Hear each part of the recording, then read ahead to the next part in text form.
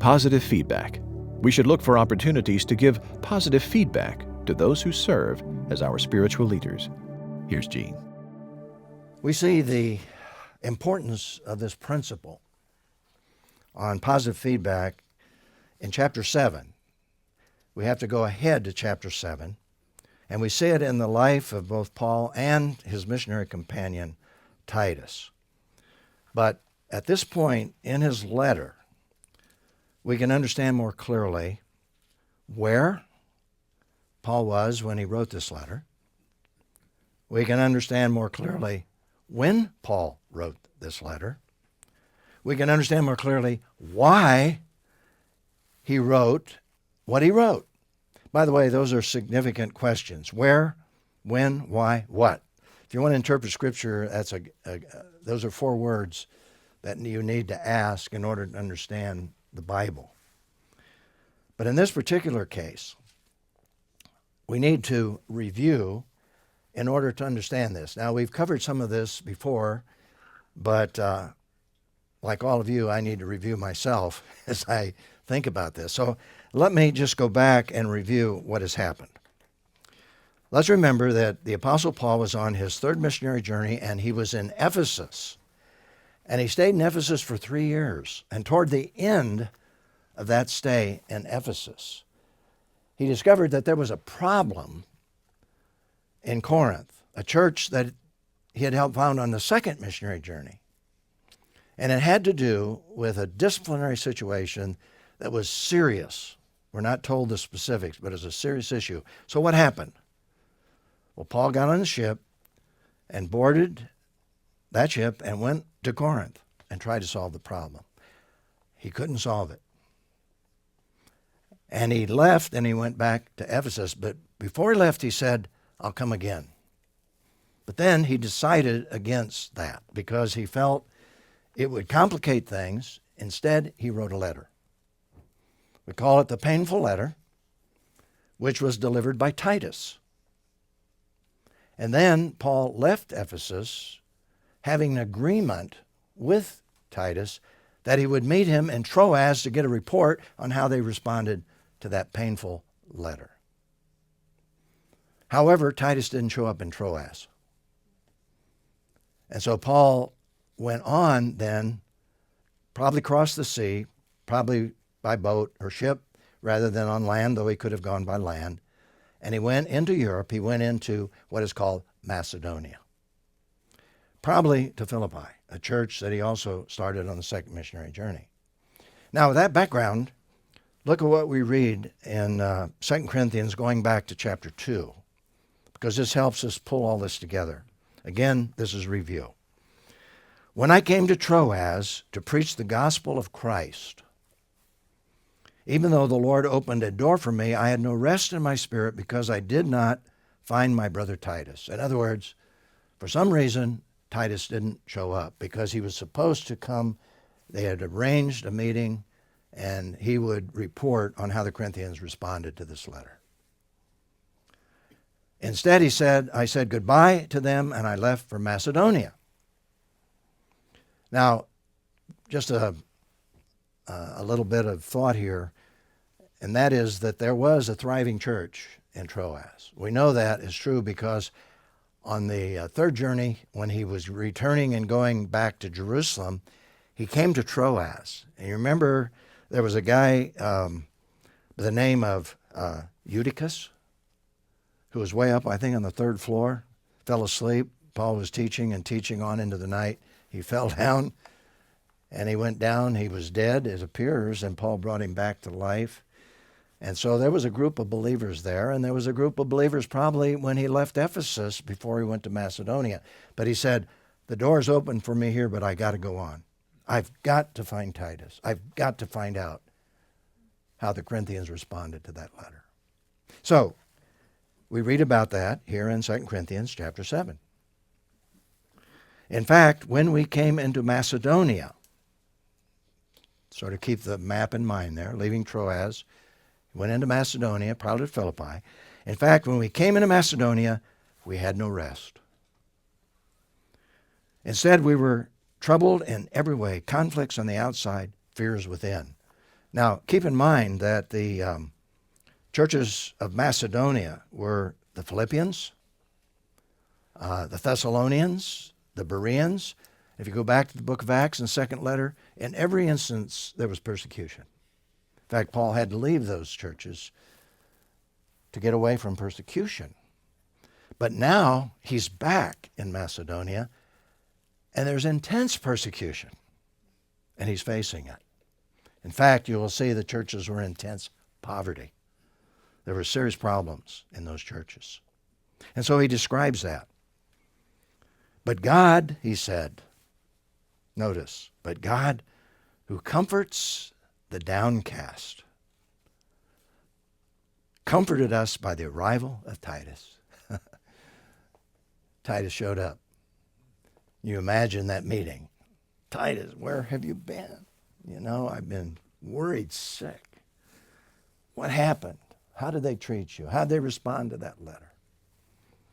And Titus, of course, gave a positive report that they obeyed and took care of the situation. So, he said, but God who comforts the downcast comforted us by the arrival of Titus, and not only by his arrival, but also by the comfort he received from you. In other words, I was comforted because Titus was comforted, and you responded to him, and even though he brought this letter, you welcomed him, and you welcomed my words, and you obeyed. And then he says, Titus, told us about your deep longing, your sorrow, and your zeal for me, so that I rejoiced even more. In other words, they obeyed, they dealt with that issue, and it was a real comfort to Paul. Now, earlier, we said that probably this is where Paul rolled out a scroll and took his quill and began to write the second letter that we have here to the Corinthians.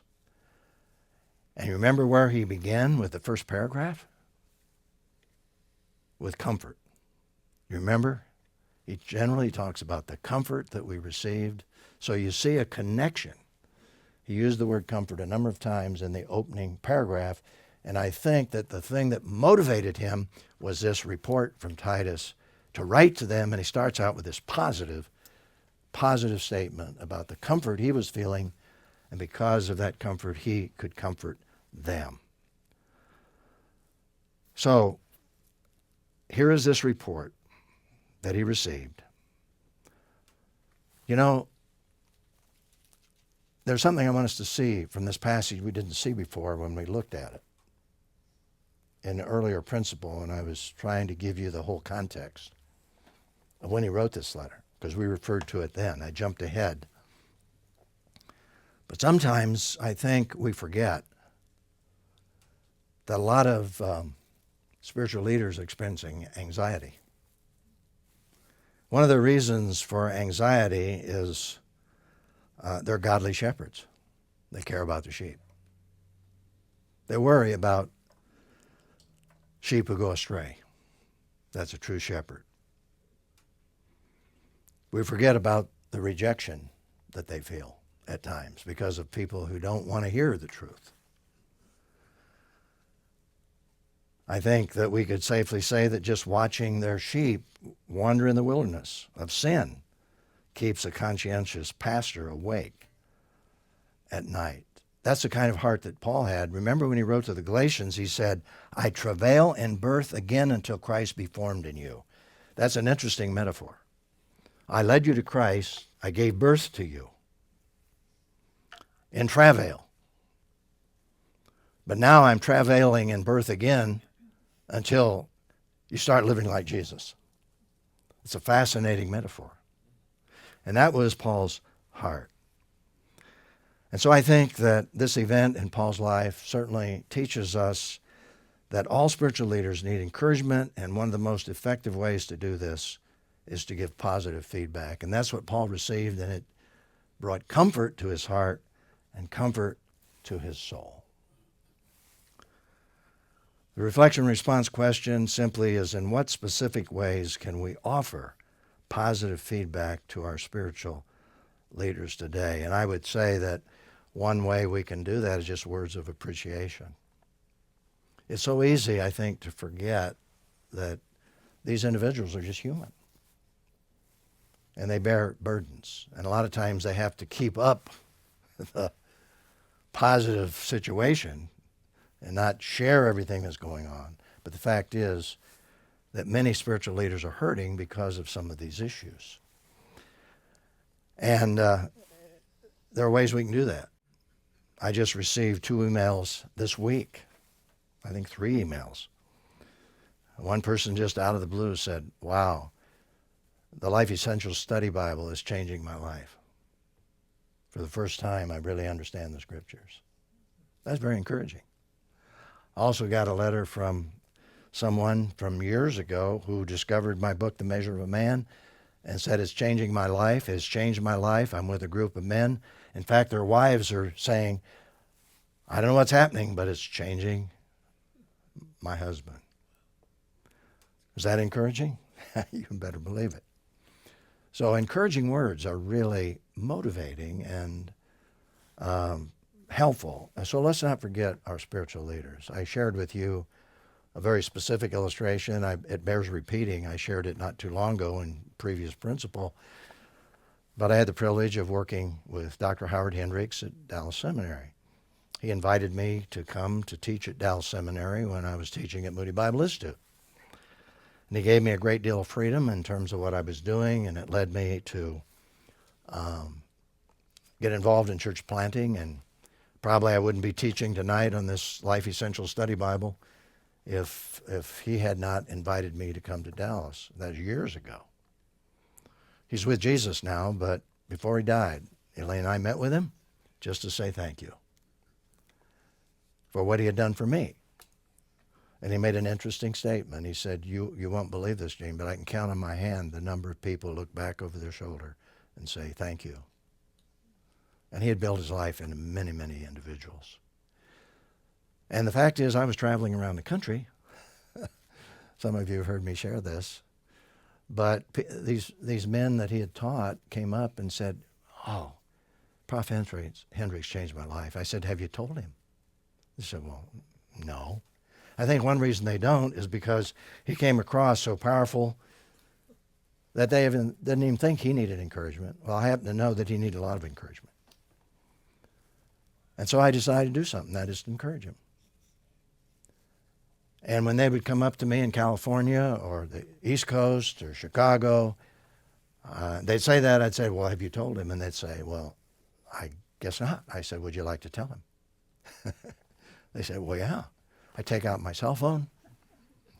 I dialed Prof. Hendricks, and his wife usually answered. I said, Gene, this is Gene. His wife was Gene. Is Howie there? Oh, yeah, just a moment.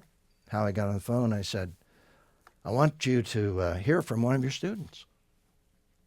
And I handed the person the phone so the individual could say, thank you, Prof, for what you did in my life.